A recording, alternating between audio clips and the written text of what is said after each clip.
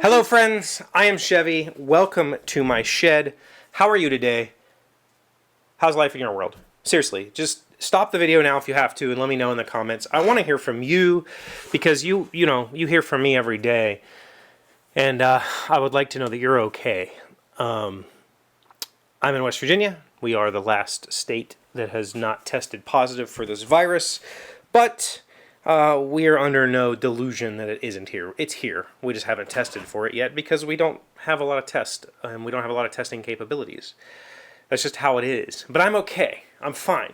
And my family's okay. My parents are elderly and they're currently in a place that is testing positive, so I'm concerned for them. But for the most part, I'm okay. The problem is the what I'm feeling, the worry that I'm feeling, the anxiety that I'm feeling is not for me. You know, I'm a state employee. My salary is covered.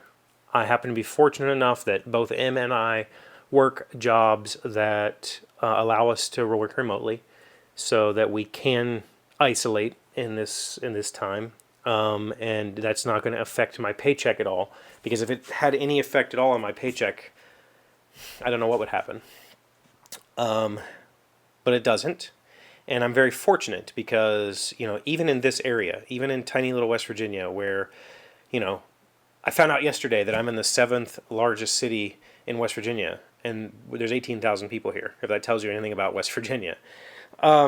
Even here, the economic impact is severe. There have been multiple businesses, restaurants just saying that's it. They're closing their doors permanently because they can't afford to ride this out. They're operating on shoestring budgets, and with people not going out, people not eating out, and that's happening nationwide. Schools are closed for we don't know how long here. There's a whole list of problems that is going to have this huge economic impact, and this impact is not localized. It's not nationalized.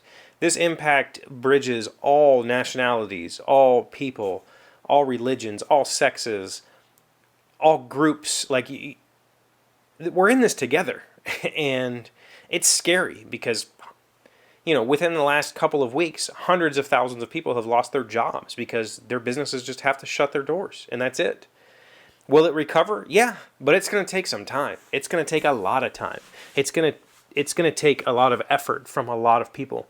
And I think that when I say that, I mean that's all of us. Like I just said, this is not a localized issue. This is a global issue. And we have to come together as humanity and put aside, our global and political boundaries and say, listen, we have to help. Like, however that help can come, it has to happen.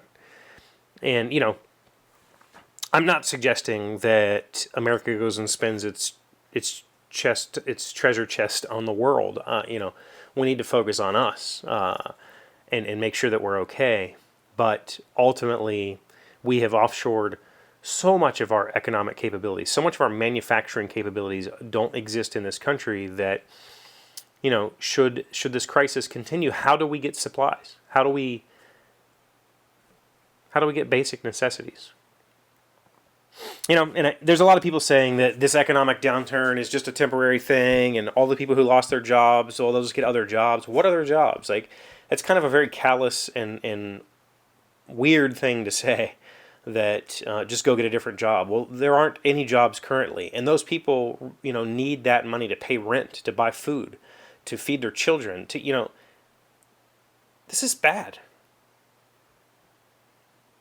There's got to be more we could do. I don't know what it is. I am, unfortunately, not in a position financially to do a whole lot.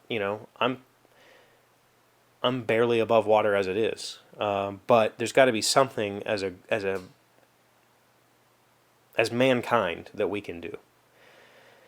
And step one is just saying, hey, how are you doing? How are you feeling? Are you okay? Is there anything I can do for you? Because, aside from giving financial stability, you can give support and you can give love and you can give concern, because there's a lot of people on this planet that don't receive that from the people around them. And if nothing else, reach out to your friends and let them know that you're thinking of them, because that's very important right now. And, obviously reach out to your family. We're in this together. As I'm recording this, the governor of West Virginia was supposed to speak probably about closing restaurants and bars, but that's been postponed until 6 p.m. So we'll see what happens. If that happens, I don't know. I don't know what's going to happen.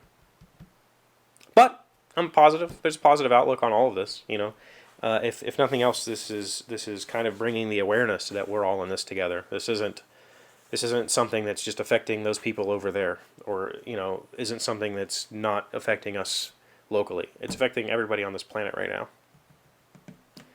Time to come together. Be friends. Stop talking about borders. No fence is going to keep this out. Thank you for being here as always. Thank you for liking, commenting, subscribing, being amazing friends, being wonderful people. I really appreciate you. And I will see you tomorrow. The word of the day today is aficionado. It's a noun meaning a devotee, someone who is enthralled with and supports a particular activity. Dwight often refers to himself as an aficionado of American-made microbrews. Aficionado. A-F-I-C-I-O-N-A-D-O.